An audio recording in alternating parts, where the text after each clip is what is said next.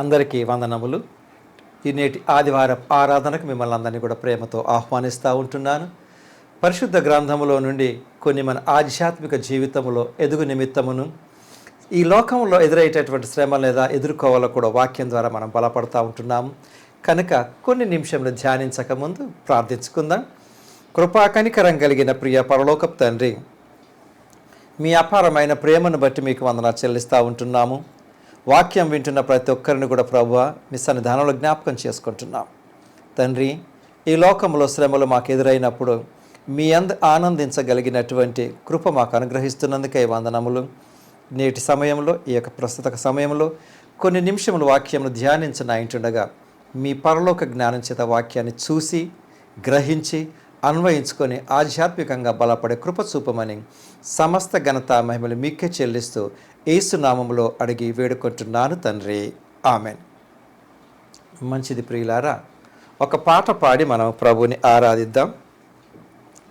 సంపూర్ణమైనది నీ కృప, శాశ్వతమైనది నీ కృప అనే పాట అంత కొత్త పాట ఏం కాదు, ఇది చాలామందికి సుపరిచితమైనటువంటి పాటనే. కనుక సంపూర్ణమైనది నీ కృప, శాశ్వతమైనది నీ కృప అని పాట పాడి ప్రభుని మనం ఆరాధిద్దాం.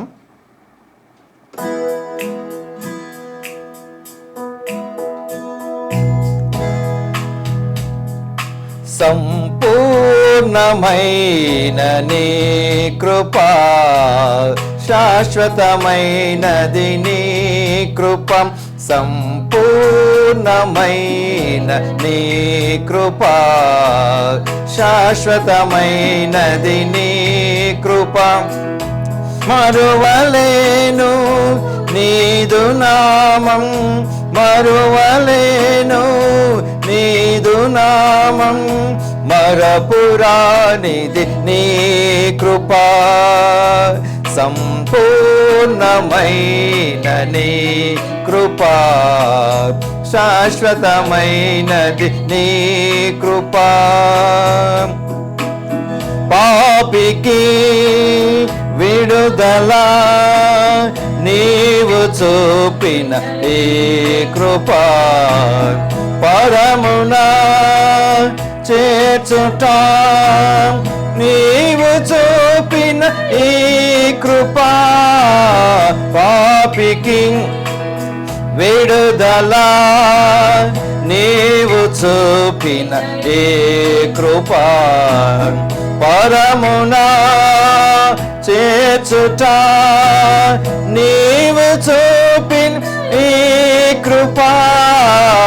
ఆత్మదేవుడు నీ కృప, ఆరాధ్య దైవమ నీ కృప, ఆత్మదేవుడ నీ కృప, రాజదైవమ నీ కృప, సంపూర్ణమైన నీ కృప, శాశ్వతమైనది నీ కృప. వేద్యలేని పామరులకు నీవు చూపిన ఈ కృప, తేజోవాసులం స్వాస్యమునందు నీవు చూపిన ఈ కృప. వేద్యలేని పామరులకు నీవు చూపిన ఈ కృప, తేజోవాసులం స్వాస్యమునందు చూపిన ఈ కృప. ఆత్మదేవు నీ కృప, ఆరాధ్య దైవమని కృప, ఆత్మదేవుడు నీ కృప, ఆరాధ్య దైవం నీ కృప, సంపూర్ణమైన నీ కృప, శాశ్వతమైనది నీ కృప, సంపూర్ణమైన నీ కృప, శాశ్వతమైనది నీ కృప. ప్రియులారా, నేటి దినము ఆరాధన కొరకు తీసుకున్నటువంటి వాక్యం చాలామంది అనుకుంటూ ఉంటుంటారు, వాక్యం విన్నప్పుడు ఏమనుకుంటుంటారంటే దాని నుంచి కొంచెం ఆదరణ పొందుకొని నిజంగా ఈ వాక్యం నా కొరకే దేవుడు మాట్లాడిచ్చినాడండి, మీ ద్వారా మాట్లాడిచ్చినాడు లేదా ఎవరి ద్వారా మాట్లాడిచ్చినాడు అని అనుకుంటూ కొద్దిమంది గంటల సేపు దానిలో ఆనందిస్తారు, కొద్దిమంది దినములు, మరి కొద్దిమంది గంటలే అయిపోతుంది. ఆ ఆనందం పొందుకున్న తర్వాత తిరిగి మళ్ళీ పాత స్థితికి వచ్చే ఎప్పుడు కూడా అంటే ఏదో కోల్పోయినట్టుగా అనుకుంటూ ఉంటుంటారండి. ఇది బైబిల్లో ఉన్నటువంటి విషయాలు చాలా ఆదరణ కలిగించేటటువంటి విషయాలు. కానీ ఎందుకండి నేను అంత ఆదరణలో ఉండలేకపోతున్నాను అని అంటే ఇవి మన స్వభావ రీతులను బట్టి ఉంటుందండి. కొద్దిమంది ఉన్న ఎటువంటి పరిస్థితుల్లోనైనా ఆనందిస్తారు, మరికొద్ది ఉన్నదాన్ని కూడా ఆనందించలేరు. సరే, ఈ లోకంలో ఉండేటటువంటి అక్కరలు అంటే వసతులు అవి పక్కకు పెట్టినట్లయితే శారీరకంగా కూడా ఏదో ఒక వైకల్యం ఉన్నటువంటి వ్యక్తులు అన్నీ ఉన్నప్పటికీ కూడా ఆనందించలేరు. ఆ సందర్భంలోనే అటువంటి వాళ్ళ గురించి డాక్టర్ లూకా గారు యేసు ప్రభువు చేసినటువంటి అంటే ఆయన కాలంలో జరిగిన ఒక సంఘటనను పరిశుద్ధ గ్రంథంలో ఆయన రాశారు. చూడండి, కొద్దిమంది మేలు పొందుకోవటం కూడా మరికొద్ది మందికి ఇష్టం ఉండదు. ఎందుకు అని అంటే కొద్దిమంది వ్యక్తులలో మేమున్న వాళ్ళము లేని వాళ్ళు అని చెప్పి ఆ నానా రకాలుగా ఏదో ఒక రకాలుగా ఇతరులు మేలు పొందకుండా ఉండు నిమిత్తమై అడ్డుకునే వాళ్ళు కూడా ఈ లోకంలో ఉంటారు.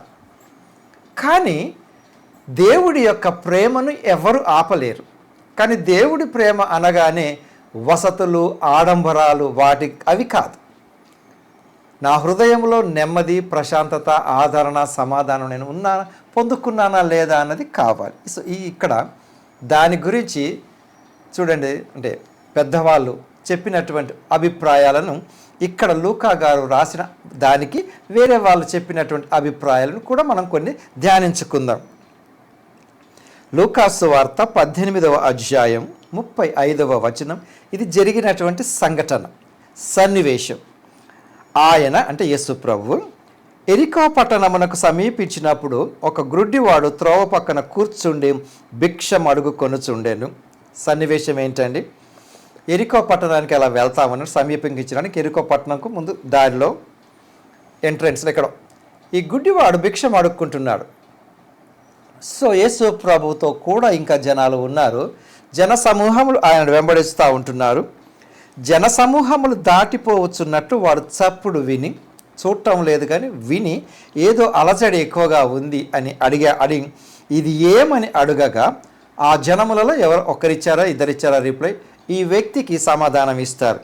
వారు నజరేయుడైన యేసు ఈ మార్గమున వెళ్ళుచున్నాడని వారితో చెప్పిరి. వాళ్ళు ఏమన్నారంటే నజరేయుడు అయినటువంటి యేసు ప్రభు ఈ మార్గంలో వెళ్తున్నాడయ్యా, అందుకే ఈ యొక్క కొంచెం పబ్లిక్ ఎక్కువగా ఉన్నారన్నప్పుడు ఇతను ఆ గుడ్డివాడు అప్పుడు వాడు యేసు అంటే యేసు ప్రభుని పిలిచాడు. యేసుకు దీర్ఘం ఉంది ఇక్కడ. అంటే ఆ గ్రూపులో ఆయనకు వినపడటం కొరకు యేసు దావీదు కుమారుడా, వీళ్ళేమో నజరేయుడైన యేసు అన్నారు. దావీదు కుమారుడుగా ఆ గుడ్డివాడు అతన్ని గుర్తించి నన్ను కరుణించుమని కేకలు వేయగా. చూడండి, యేసు ప్రభు గ్రూపులో ఉన్నాడు. ఈ గుడ్డివాడు రోడ్డు పక్కన కూర్చొని అడుక్కుంటున్నాడు. ఆయనకు వినపడే విధంగా అరిచాడు. కానీ ఈ జనాలు ఏమన్నారండి?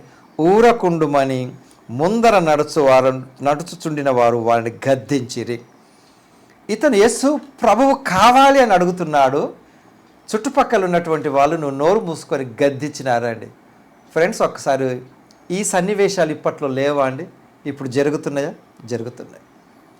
అంటే యేసు ప్రభువును వేరే చేరాల్సిన ప్రాంతములకు చేరకుండగా అడ్డుకునే వాళ్ళు కూడా ఉన్నారు.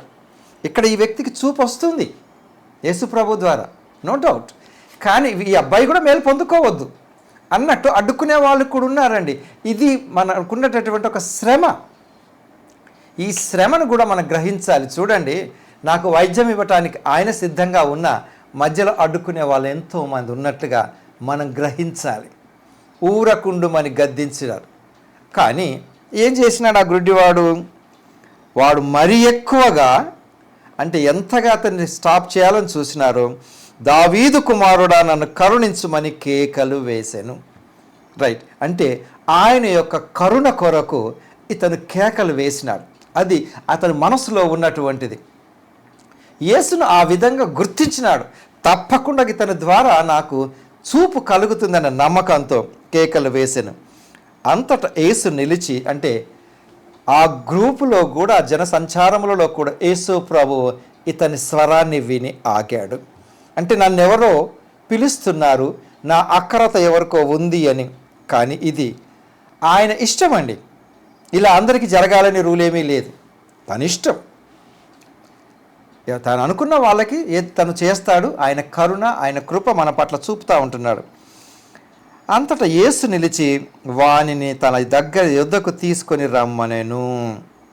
అగైన్ అండి, ఇక్కడ చర్చి యొక్క, సొసైటీ యొక్క అవసరత ఉంది. ఒకరు తీసుకెళ్ళాలి. ఎందుకంటే ఇతని యేసుప్రభు ఎక్కడున్నాడో తెలియదు కాబట్టి ఒకరు తీసుకెళ్ళినారు. ఇతన్ని చూసినారండి. అది దాన్నే మినిస్ట్రీ అంటూ ఉంటుంటారు, లేదా సేవ అంటూ ఉంటుంటారు, ప్రభు పరిచర్య అంటుంటారు. కానీ దీనికి ఆటంకాలు ఎన్నో ఉంటున్నాయండి, చూసారా?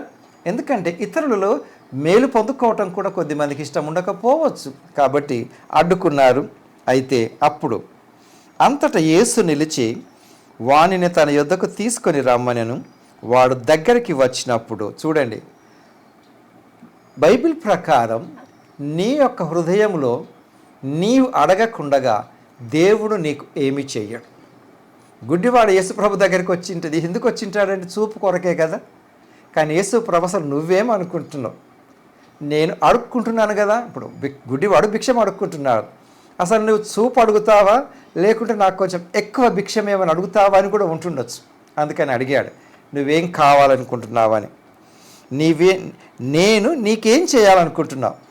చూడండి, ఆప్షన్స్ ఎన్నో ఉంటాయి కదా. అయ్యా, నేను ఒక రోజు అడుక్కుంటే నాకు ఇంత వస్తుంది, కాబట్టి నేను సంవత్సరం రోజుల వరకు అడుక్కోకుండా నాకేమన్నా ఇయ్యి అని అనొచ్చు, లేదా నెల రోజుల వరకు నాకు భోజనం ఇవ్వనొచ్చు, ఏదన్నా అడగచ్చు. వాడు ప్రభువా చూపు పొందగోరుచున్నానని ఈయన అడిగాడు. కరెక్ట్ అడిగాడు.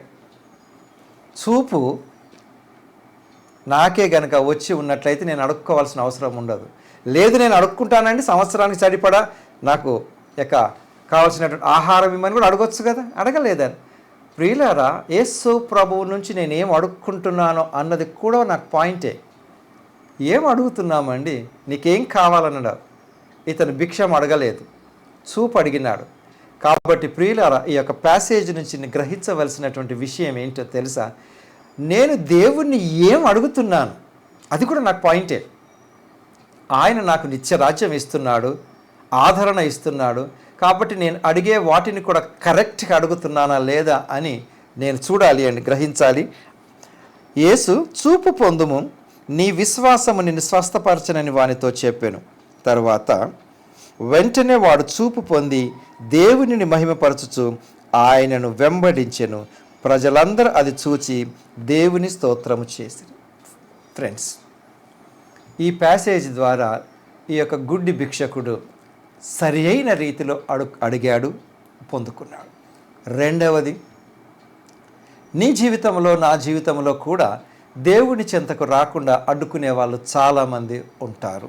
ఒకసారి గ్రహించండి. కాబట్టి అటువంటి ఆటంకాలు వచ్చినప్పటికీ కూడా నా కేకను దేవుడు విన్నాడు. యేసు ప్రభువు నీకు అందుబాటులో ఉంటాడు. కాబట్టి ఆయన సన్నిధిలో నా పిలుపు చేరేంత వరకు, నా యొక్క పిలుపు ఆయనను చేరినంత మట్టుకు నాకు శ్రమలు ఉండొచ్చండి.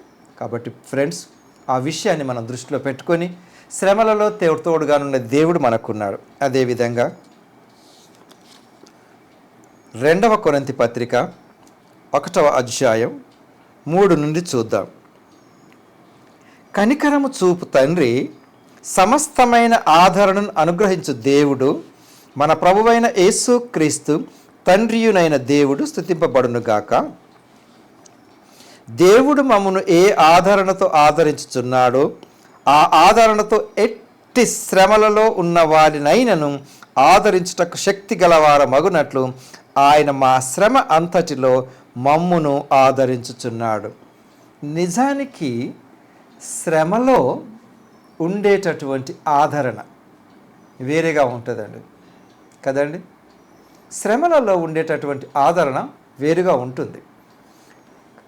కానీ కొద్దిమంది అసలు ఆ శ్రమలు అంటేనే భయపడుతూ ఉంటుంటారు. ప్రియులారా, శ్రమలోనే ఉండటం వేరు, శ్రమలో కూడా ఆదరణ పొందుకోవటం వేరు. చూడండి, రైతులు ఎంతో కష్టపడి, సరే రైతుల వరకు ఎందుకండి, కొన్ని సందర్భాలలో మన ఇళ్ళలో కూడా అంటే ఇవాళ రేపులో రూఫ్ గార్డెన్ అని, లేకుంటే ఇంట్లో మన కిచెన్ గార్డెన్ అని పెట్టుకుంటూ ఉంటుంటారు. కొద్దిమంది శ్రమపడి ఏదైనా ఎనీథింగ్, వంకాయలు అయి ఉంటుండొచ్చు, లేకుంటే వేరే కూరగాయలు ఏదైనా పండించినప్పుడు చాలా కష్టపడుతూ ఉంటుంటారు. కష్టపడ్డది ఏంటిదండి, పెద్ద ఎకరాల పొలం కాదు, అది చిన్నగా వాడుకున్నటువంటి కొన్ని ఎంత 5-6 గజాలలోనే పండించి వారి శ్రమ పడుతూ ఉంటుంటారు ఎండలో వర్షంలో. ఆ శ్రమ యొక్క ఫలితం చాలా చక్కగా ఆనందంగా అనుభవిస్తూ ఉంటుంటారు. కానీ నేటి వాక్యం ద్వారా మనం తెలుసుకోవాల్సినటువంటిది, పౌలు గారు మనకి ఏం జ్ఞాపకం చేస్తానంటే, మేము శ్రమలో ఉన్నాము, ఓకే, అంతేకాదు మేము శ్రమలో ఉంటూ కూడా ఇతరులు శ్రమలో ఉన్నప్పుడు వారికి ఆదరణ కలిగించగలిగినటువంటి శక్తి దేవుడు మాకు ఇచ్చినాడు. కాబట్టి ఫ్రెండ్స్, శ్రమలు వచ్చినప్పుడు నేను ఏ రకంగా ఉంటున్నాను అన్నది నాకు కావాలండి. కొద్దిమంది శ్రమలు రాగానే సరే అనేకులను కనపడ్డ ప్రతి ఒక్కరిని కూడా అంటే దూషించటము, దోషిగా నిలబెట్టడము, ఇది నీ మూలంగా నాకు కలిగింది. చూడండి, శ్రమలు అలాగని శ్రమలు కొని తెచ్చుకోమని కాదు చెప్పటం. శ్రమలలో దేవుడు నాకు ఆదరణ కలిగిస్తూ ఉంటాడు. శ్రమలు నానా రకాలుగా ఉంటాయండి. ఇక్కడ ఇతను రాసినటువంటి శ్రమలు క్రీస్తు గురించి అయినటువంటి శ్రమలు, లేదా ఇప్పుడు మనకున్నటువంటి శారీరకమైనటువంటి శ్రమలు కూడా ఉంటుండొచ్చు. ఏ శ్రమలైనను కూడా దేవుడు మనకు ఆదరణ కలిగిస్తాడు. చూడండి, క్రీస్తు యొక్క శ్రమలు మా యందేలాగు విస్తరించుచున్నవో అలాగే క్రీస్తు ద్వారా ఆదరణయు మాకు విస్తరించున్నది. శ్రమ ఇలా పెరుగుతూ పోతుంది కదండి. ఇంత శ్రమ పెరిగితే ఇంత ఆదరణ. కానీ ఈ శ్రమ వెనుక ఆదరణ ఉంది, ఈ శ్రమ ఉంటుంది. కానీ అగైన్ ఇక్కడ ఏంటంటే, కావాలని శ్రమలలో దూరకూడదు. దేవుడు మనకు జ్ఞానం ఇచ్చినాడు, ఆ జ్ఞానాన్ని ఉపయోగించుకోవాలి. శ్రమలు అంటే చాలా వరకు మానవులుగా, అంటే నేను సామాన్య విషయంగా మాట్లాడినట్లయితే, శ్రమలలో ఎందుకు ఉంటుంటారంటే అనారోగ్య పరిస్థితులలో శ్రమలు ఉంటారు. సంపాదన సరిగా లేకుండా అప్పులు ఎక్కువ చేసుకున్నప్పుడు, అప్పుల వాళ్ళు పీడించినప్పుడు శ్రమలు అనుకుంటూ ఉంటుంటాం. అవి శ్రమలు ఎలా వచ్చినవి? నా యొక్క ప్రణాళిక సరిగా లేకుండగా. చూసినాడు, అనారోగ్యం హఠాత్తుగా రావచ్చు అండి, దానికి తీసుకోవలసినటువంటి ప్రణాళిక. ఇక్కడ నాకు శ్రమ ఉందండి, లేదు అని కాదు. ఇక్కడ నేను శ్రమనే కనుక హైలైట్ చేసి భూతద్దం పెట్టి చూస్తే నేను ఆదరణ నాకు అగుపడదు. కానీ శ్రమలో మనకు ఆదరణ ఇచ్చే ప్రభువు ఉన్నాడని ఒక ధైర్యం ఉంటుందే, అది. చూడండి, మనం ఇంటికి వెళ్తూ ఉన్నాం, సరే ఇప్పుడు అంటే ట్రాన్స్పోర్టేషన్స్ ఎక్కువగా ఉన్నాయి. ఒకప్పుడు నడిచి వెళ్తూ ఉంటున్నప్పుడు కరెంటు కూడా ఉండని రోజుల గురించి నేను మాట్లాడుతున్నాను. చీకట్లో సడన్గా వర్షం వచ్చింది అనుకోండి. ఇప్పుడు వర్షం నాకు అక్కడ శ్రమే అయ్యింది, కానీ వర్షం వచ్చింది తగ్గిపోతుందేమో అని అక్కడ ఆగిపోదామని కొన్నిసార్లు కొద్దిమంది అంటూ ఉంటుంటారు. చిన్నపిల్లలు లేదా ఎవరైనా అనుభవం లేని వాళ్ళు. పెద్దవాళ్ళు ఏమంటారో తెలుసా? మనం ఇక్కడే కనుక ఆగినట్లయితే వర్షము ఇలాగే కురుస్తూ ఉంటే మనం ఇంటికి చేరుకోలేము, కనుక తడిచినా పర్వాలేదు ఇంటికి వెళ్తాము. ఇంటికి వెళ్ళిన తర్వాత ఈ యొక్క వర్షం తుడుచుకుంటారు, దుస్తులు మార్చుకుంటారు. అదేవిధంగా శ్రమలో ఆదరణ దేవుడు మనకి ఇస్తాడు. కానీ మనం ఏం చేయవలసిన పని అంటే ఇక్కడ వాటికి దేవుడు మనకి ఇచ్చినటువంటి ఓర్పు ద్వారా అగైన్ ఇక్కడ నేను దేవుని గనక పరీక్షించినట్లయితే నాకు ఇచ్చేటటువంటి ఆదరణ వేరుగా ఉంటుంది. కాబట్టి ఇక్కడ అగైన్ వ్యక్తిగతంగా నేను దేవుణ్ణి ఎంతవరకు ఆయన ఉన్నాడు అని నమ్ముతున్నానా దాన్ని బట్టి ఉంటుంది, లేదు మూర్ఖంగా నేను ప్రవర్తిస్తున్నాను దాన్ని బట్టి నేను పొందుకునే ఆదరణ ఉంటుందని. ఇదే విధంగా కీర్తనకారుడు కూడా ఒక విషయాన్ని మనకు జ్ఞాపకం చేస్తున్నాడు. 73వ కీర్తనలో ఎలా ఉండాలి, ఇది విధానం. ఇశ్రాయేలు ఎడల శుద్ధ హృదయుల ఎడల నిశ్చయముగా దేవుడు దయాళుడై ఉన్నాడు. శుద్ధ హృదయం ఇది కావలసింది. అంటే నేను చెప్పాను కదండి ఇందాక మీకు, శ్రమలు రాగానే ఆ శుద్ధ హృదయం అనేది ఉండదు, అంత కల్మషం అయిపోయి నీ మూలంగానే నాకు ఇన్ని కష్టాలు అనుకుంటున్నప్పుడు, ఇది మనుషులు ఓకే, కానీ దేవుణ్ణి కూడా నిందిస్తున్నప్పుడు నేను పొందుకునే ఆదరణ పొందుకోకపోవచ్చేమో కదండి. ఈ యొక్క శుద్ధ హృదయం కలిగి ఉండాలి అంటే దేవుడితో నేను కరెక్ట్ రిలేషన్, దేవుడి గురించినటువంటి నా పాజిటివ్ థింకింగ్. చూడండి, దేవుడి పేరిట మోసం చేయటం అన్నది కాదు, దేవుడిని కూడా మోసం చేయటానికి కొద్దిమంది ఇష్టపడతా ఉంటుంటారు. కాబట్టి ఆ యొక్క అటువంటి కాకుండా నా శుద్ధ హృదయానికి తప్పకుండా నేను రిజల్ట్ పొందుకుంటాను. నిశ్చయముగా దేవుడు దయాళుడై ఉన్నాడు, నా పాదముల జారుటకు కొంచెమే తప్పెను, నా అడుగులు జార సిద్ధమాయను. అయితే భక్తిహీనుల క్షేమము నా కంటబడినప్పుడు గర్వించు వారిని బట్టి నేను మత్సరపడితిని. ఇవన్నీ కొన్ని సందర్భాలలో వేరే వాళ్ళను చూసండి, ఇతరుల గురించి నేను ఆలోచించుకుంటున్నప్పుడు కూడా ఇవన్నీ రాస్తూ ఉంటాడండి. ఇతరులకు కలుగు ఇబ్బందులు వారికి కలుగవు ఈ రకంగా అనుకున్నప్పటికీ ఒక్కటే విషయం ఏంటంటే ప్రియులారా, దేవుడు శుద్ధ హృదయం కలిగినటువంటి వ్యక్తులకు మాత్రం తప్పకుండా తన ప్రణాళికను సంపూర్ణం చేస్తాడు, ఆదరణ కలిగిస్తాడు. అగైన్ ఆ చూపులేని గురుడి వ్యక్తి ఎంతో విశ్వాసంతో అడిగినాడు. యేసుప్రభు కూడా ఏమన్నాడు, ఆప్షన్ ఇచ్చిన నీకేం కావాలన్నప్పుడు చూపు అడిగాడు. మంచి జ్ఞానంతో ఆలోచించి భిక్షం అడగలేదు. అదే రకంగా పౌలు గారు ఏం జ్ఞాపకం చేసుకున్నారు, మాకు శ్రమలున్నవి లేవని కాదు, కానీ మీకు కూడా ఆదరణ కలిగించినటువంటి కెపాసిటీ దేవుడు మాకు ఇచ్చినాడని. కాబట్టి ప్రియులారా, శ్రమలో కూడా ఆదరణ ఇవ్వగలిగిన దేవుడు మనకున్నాడు గనుక దేవుడి యందు నిరీక్షణ కలిగి ఆదరణతో ఇతరులకు కూడా ధైర్యం చెప్పే కృప దేవుడు మనకు దయచేయనట్లు మనం కూడా వేచి ఉందాం. మనం కూడా ఇతరుల గురించి శ్రమలో తోడుగా ఉండే కృప దేవుడు మనకు దయచేయను గాక. ప్రార్థించుకుందాం. ప్రేమ కనికరం కలిగిన ప్రియ పరలోకపు తండ్రి, మీరు మాకిచ్చినటువంటి ఆదరణ వాక్కులను బట్టి మీకు వందనములు. ప్రభు, వాక్యం విన్న ప్రతి ఒక్కరు కూడా సదుద్దేశంతో వాక్యాన్ని గ్రహించి శుద్ధ హృదయంతో ప్రభు మీ ఎదురు చూసే కృప దయచేయమనియు, శ్రమలో ఎంతమంది ఉన్నారో వారందరికీ ఆదరణ కలగ చేయమనియు, మరి ముఖ్యంగా ప్రభు ఆదరణ పొందుకోవటానికి కూడా అనేకులు మీ వైపుకు వస్తున్నప్పుడు కూడా ఎన్నో ఆటంకాలు ఎదుర్కోవాల్సినటువంటి పరిస్థితి వస్తుంది. ఆటంకాలు ఎదుర్కొనేటటువంటి వారిని కూడా ప్రభువా మీరు దర్శించండి, వారితో మీరు మాట్లాడండి, ఆటంకపరచకుండా ఉండే కృప చూపమనియు, వాక్యం విన్న ప్రతి ఒక్కరు ఆదరణ పొందుకునే కృప చూపమని యేసునామములో అడిగి వేడుకుంటున్నాను తండ్రి, ఆమెన్. మంచిదండి. తిరిగి కలుసుకొని పర్యంతం ప్రభు కృప మనకు తోడైండును గాక. ఆమెన్.